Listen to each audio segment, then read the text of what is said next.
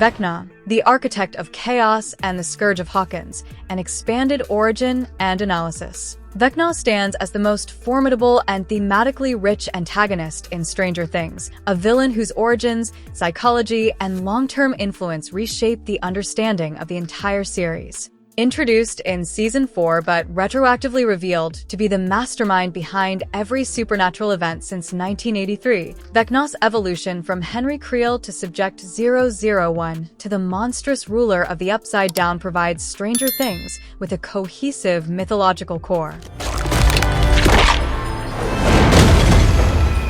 With each life, Origins: Henry Creel and the birth of a monster. Born in Nevada in 1947, Henry Creel was the son of the war scarred Victor Creel and Virginia Creel, with an older sister, Alice. Even as a child, Henry was marked by isolation and intense misanthropy. At some point during his early childhood, Henry mysteriously vanished for 12 hours, an event that later mythology frames as his first contact with a primordial version of the Upside Down, sometimes interpreted as Dimension X. During this disappearance, Henry unknowingly forged a psychic link with an amorphous entity that would eventually become the Mind Flayer, and he returned with newfound telekinetic and telepathic abilities. In 1959, the Creel family moved to Hawkins after receiving an inheritance. Henry, consumed by nihilistic ideas about humanity and fascinated by predatory creatures, especially black widow spiders, became convinced that human society was a hypocritical, meaningless construct.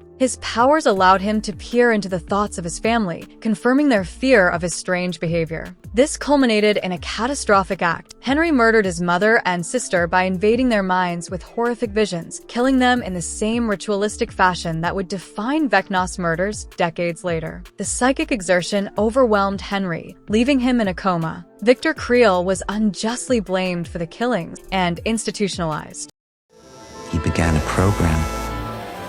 And soon, Subject 001, Brenner's greatest failure. Recovered from his coma, Henry fell under the custody of Dr. Martin Brenner, director of the Hawkins National Laboratory. Recognizing the boy's unmatched supernatural potential, Brenner designated him Subject 001, the first of his experimental children, and the blueprint for the supernatural program that would produce 11, 8, Callie, and many others. Yet Henry proved uncontrollable, too powerful and too malicious for Brenner's intended purpose. As a solution, Brenner implanted a device called Soteria at the base of Henry's skull. This device suppressed his abilities and muted his violent impulses. Without his powers, Henry became a mere orderly in the lab, assisting staff and children while Brenner attempted to replicate Henry's abilities in more manageable subjects. It was in this subdued state that Henry met a young 11. He immediately recognized her immense power and saw in her a potential ally, a kindred spirit. Observing 11's loneliness and the bullying she endured from other children, Henry carefully groomed her, presenting himself as a protective mentor while subtly feeding into her fears and isolation. Eventually, Henry revealed the implant to 11 and encouraged her to help him remove it, claiming it imprisoned him. 11,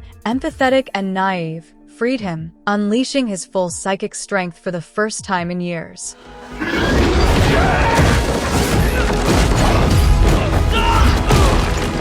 The massacre and the banishment. With Soteria removed, Henry's powers surged back. He murdered guards with ease, then carried out a horrific slaughter of nearly everyone in the facility, including most of the numbered children. He spared only Brenner, intending to leave him alive as a twisted symbol of triumph. Henry then showed 11 his true ideology, a deep-rooted hatred for humanity and a desire to cleanse the world of what he perceived as weakness. He invited her to join him. 11 refused, igniting a battle of unprecedented psychic force. Drawing strength from the memory and love of her mother, Terry Ives, 11 overpowered Henry and blasted him through a rift she accidentally tore open, sending him hurtling into an interdimensional wasteland. This traumatic cast into the void marked the birth of the entity fans know as Vecna. The toxic, mutagenic conditions of the Upside Down burned and reshaped Henry's body over 7 agonizing years, stripping him of his humanity and forging the skeletal, vine-entangled form of the future lich-like villain.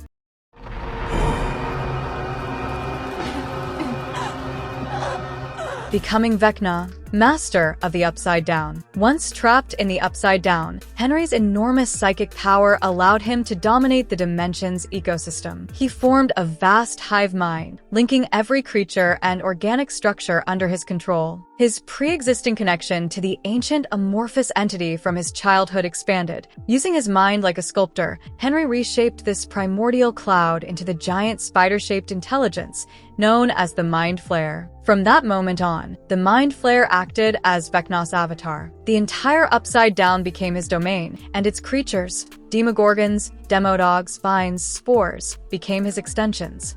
All the horrors experienced in Hawkins from 1983 onward were guided by Vecna's intelligence. This revelation retroactively recontextualizes prior seasons, the Demogorgon that abducted Will Byers, the Mind Flayer's possession of Will and Billy Hargrove, the spread of its biological growth. All were expressions of Vecna's long-term plan.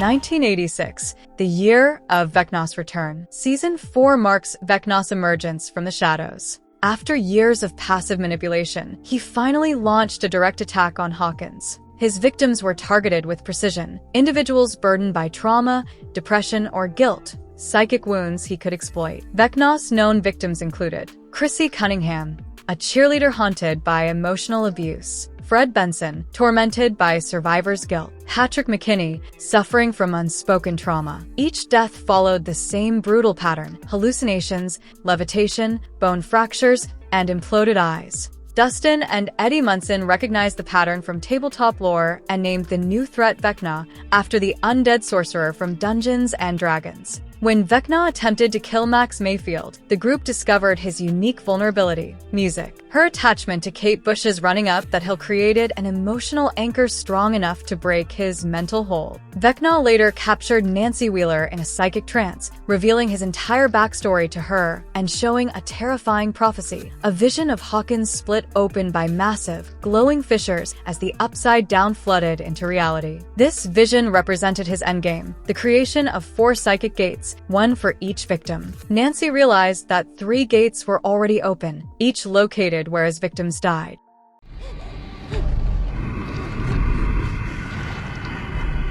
The battle for Max and the 4 gates. To stop Vecna, the characters devised a multi-front plan. Max volunteered herself as bait, intentionally lowering her emotional defenses to lure him. While Vecna attacked her in the mindscape, Steve, Nancy, and Robin infiltrated the Upside Down to attack his physical body. At the same time, Eleven projected herself into Max's mind to confront Vecna directly. Although Vecna was ultimately defeated and his body severely damaged, he succeeded in killing Max for nearly a full minute. That momentary death was enough to open the 4th gate, merging all existing rifts. The earth tore open at the center of Hawkins, and the toxic red mist of the Upside Down began seeping into the real world. Although Eleven revived Max, Max fell into a coma, locked in a liminal mental void. Vecna disappeared, wounded but alive.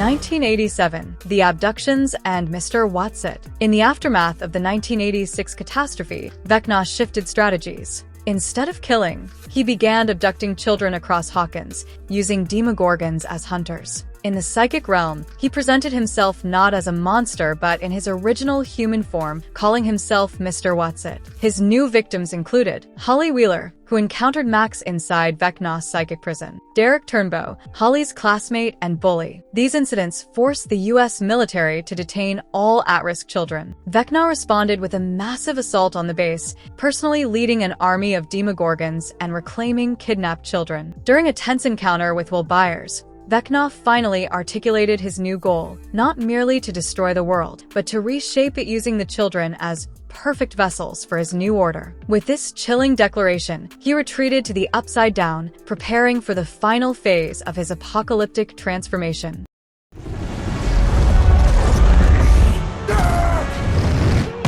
Conclusion: Vecna's legacy and importance. Vecna is more than a villain. He is the narrative spine of Stranger Things. His origins explain the supernatural mythos, his philosophy deepens the show's themes, and his long-term manipulations connect every season into a single overarching conflict. As the series enters its final battles, Vecna stands as the first superhuman psychic, the creator and ruler of the Upside Down's hive mind, the architect of Hawkins' destruction, and the ultimate nemesis of Eleven and the party. His story reframes Stranger Things from a tale about random monsters into a tragedy about one broken boy who became a godlike engine of annihilation.